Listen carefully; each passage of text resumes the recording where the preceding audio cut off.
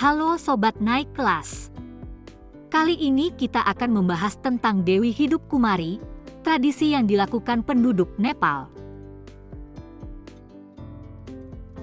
Di daerah Kathmandu, negara Nepal, ada sebuah tradisi yang sangat unik. Orang-orang di sana percaya bahwa seorang gadis kecil adalah reinkarnasi Dewi yang disebut Kumari dan disembah oleh pengikutnya. Penduduk di Nepal percaya bahwa ada seorang gadis kecil yang terlahir sebagai inkarnasi Dewi Taleju yang disebut Kumari. Di mana Dewi Taleju ini menurut kepercayaan umat Hindu adalah Mahadewi yang dikaitkan dengan perlindungan, kekuatan, keibuan, perang dan kehancuran. Dewi Taleju ini adalah manifestasi dari Dewi Durga. Kepercayaan ini dianut oleh umat Hindu dan Buddha di negara Nepal, bahkan sampai sekarang.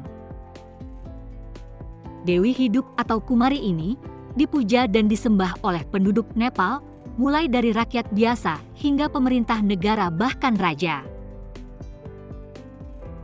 Tradisi pemujaan Dewi hidup ini dimulai pada abad ke-17. Namun, ada legenda yang mengatakan tradisi Kumari ini dimulai dari zaman Jayaprakash Malla, Raja dinasti Malla, sekitar abad ke-12 hingga abad 17 Masehi. Jadi kisahnya berawal dari Raja Jayaprakash Malla didatangi oleh Dewi Taleju setiap malam untuk bermain tripasa, sejenis permainan dadu. Dengan syarat, Raja tidak boleh memberitahu siapapun tentang kedatangan dan pertemuan Dewi dengan sang raja. Namun pada suatu malam, sang istri mulai curiga melihat Raja sering pindah kamar. Akhirnya sang istri mengikuti Raja diam-diam untuk mencari tahu apa yang dilakukan sang raja. Kemudian istri Raja melihat Dewi Taleju dan Dewi pun tahu. Dewi Taleju akhirnya marah.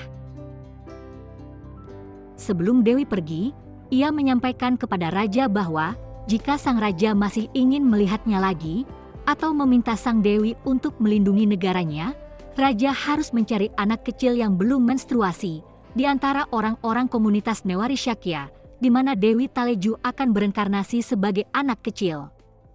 Karena merasa bersalah, sang Raja pergi meninggalkan istana dan mencari anak kecil yang dirasuki Dewi Taleju sebagai reinkarnasinya. Ada juga kisah lainnya yang percaya bahwa dahulu Raja Trailokya Malla dikunjungi Dewi Taleju setiap malam dalam wujud manusia.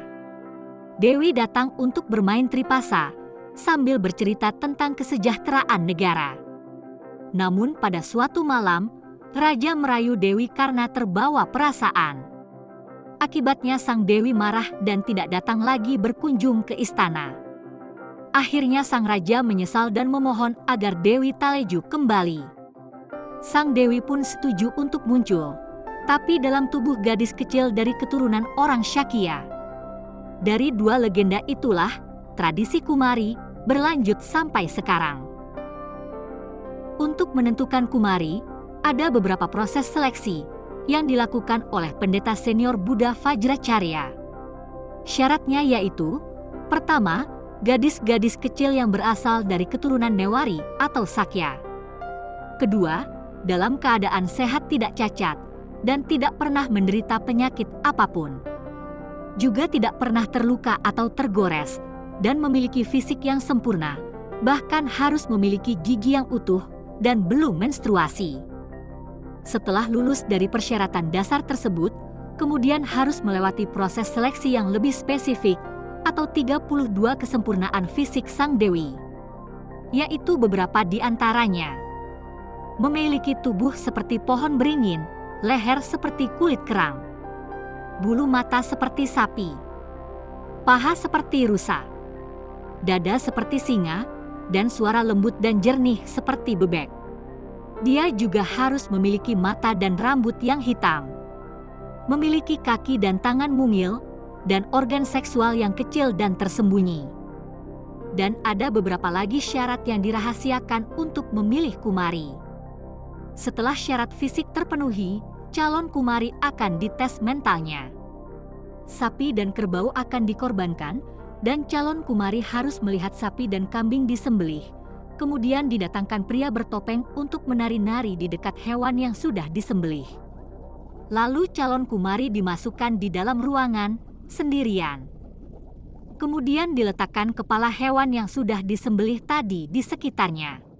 Di sini calon kumari dites rasa takutnya, ketenangan dan keberaniannya. Apabila calon kumari takut, dia akan gagal dan diganti ke calon berikutnya.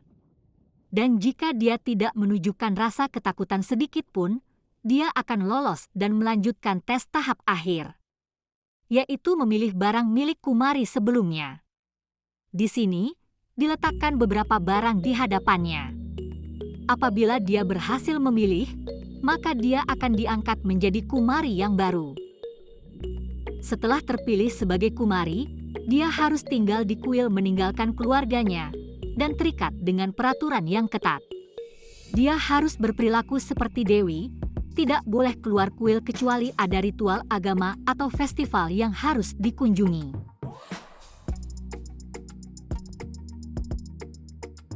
Keluarganya boleh datang berkunjung, tapi tidak boleh sering. Dan jika berkunjung, keluarganya harus formal. Harus memperlakukannya seperti dewi, seperti tidak boleh memanggil dengan nama anaknya, mereka harus memanggilnya dengan sebutan dewi. Pengunjung dan pengikut dewi juga tidak sembarangan mengunjunginya. Ada waktu-waktu tertentu boleh mengunjungi sang dewi untuk menyembah dan berdoa kepada sang dewi. Jika kalian jalan-jalan ke sana dan beruntung, Anda bisa melihat kumari yang sedang duduk di tahta emasnya. Dan juga kumari ini tidak boleh menginjak tanah. Jika ada seremonial atau festival, kumari ini biasanya keluar, tapi dia tidak boleh berjalan, melainkan digendong atau ditandu di atas tandu emas oleh orang-orang tertentu juga. Biasanya, di momen ini, para pengikut dewi menyempatkan untuk melihat kumari dan berdoa untuk meminta berkat sang dewi. Kumari ini akan pensiun atau berhenti menjadi kumari apabila dia mendapatkan haid pertamanya. Mereka akan menjadi masyarakat biasa. Orang-orang di sana percaya bahwa Dewi Taleju akan berpindah ke kumari lain jika kumari sebelumnya sudah menstruasi. Kemudian mantan kumari ini akan dikembalikan ke keluarganya. Dan para pendeta akan mencari kumari yang baru.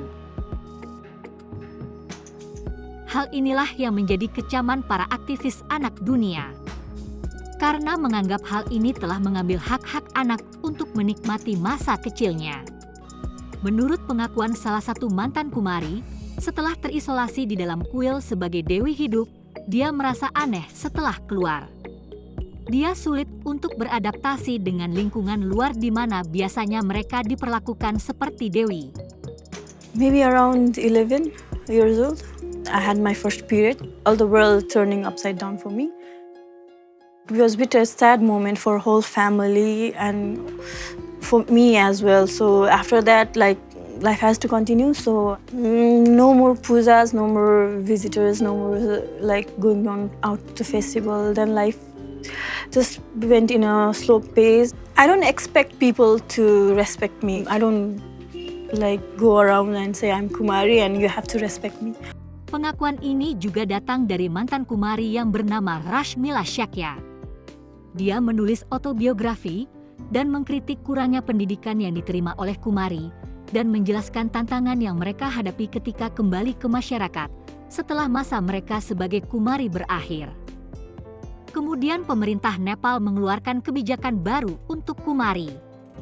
Karena itulah sekarang para kumari mendapatkan pendidikan formal dan diajar oleh guru privatnya. Tidak hanya itu, kumari juga mendapatkan tunjangan per bulan. Jadi, mantan kumari bisa lebih mudah untuk menyesuaikan diri dan berbaur di masyarakat.